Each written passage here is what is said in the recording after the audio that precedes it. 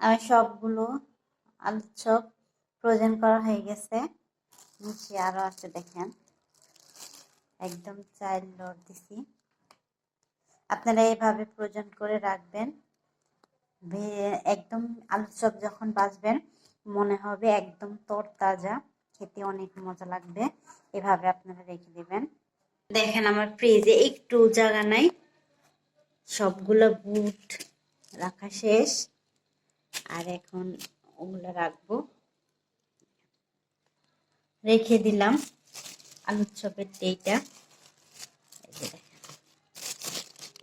দেখতে পাচ্ছেন, এখন এভাবে থাক, একটু বড় হলে কালকে আবার দেখাবো আপনাদেরকে।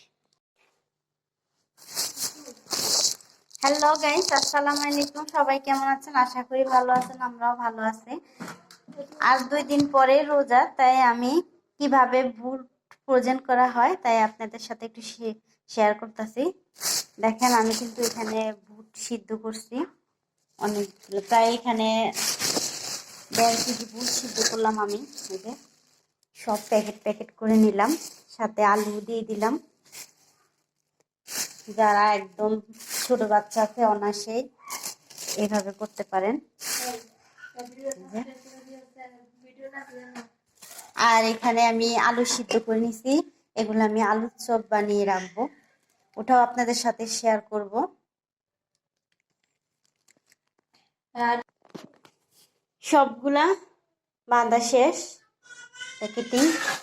এখন আমি সবগুলা ফ্রিজে রেখে দেব। 10টা প্যাকেট হয়েছে আমার।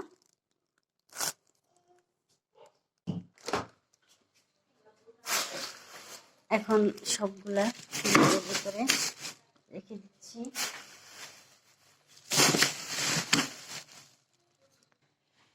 রেখে দিলাম সব। দেখেন একদম ফ্রিজ আমার ফুল ভরা। আমার সবগুলো আলুর চপ একদম ফ্রোজেন করা হয়ে গেছে। দেখেন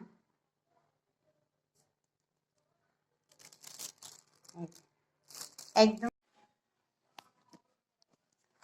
ফাইনালি আমার আলুর চপগুলো একদম বরফ হয়ে গেছে। দেখেন কি সুন্দর দেখতে, কত সুন্দর লাগতেছে। আপনারা এখন পলি ভরে রাখবেন একদম ফ্রোজেন করে। এই যে ফ্রোজেন আমার হয়ে গেছে, এখন আমি পলি ভরে রাখবো। আর প্রতিদিন 6-7টা করে বের করে দেব, আলুর চপ বানিয়ে নেব। তা কিরকম হয়েছে আমার ফ্রোজেনের জিনিসগুলা আপনারা কিন্তু আমাকে কমেন্টে জানাবেন।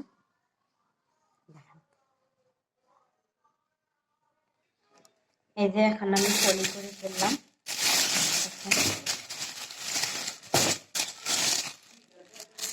সবগুলো এভাবে পলি করছিলাম, আরেকটা রাখছিলাম এখানে। এখন এটা রেখে দেবো।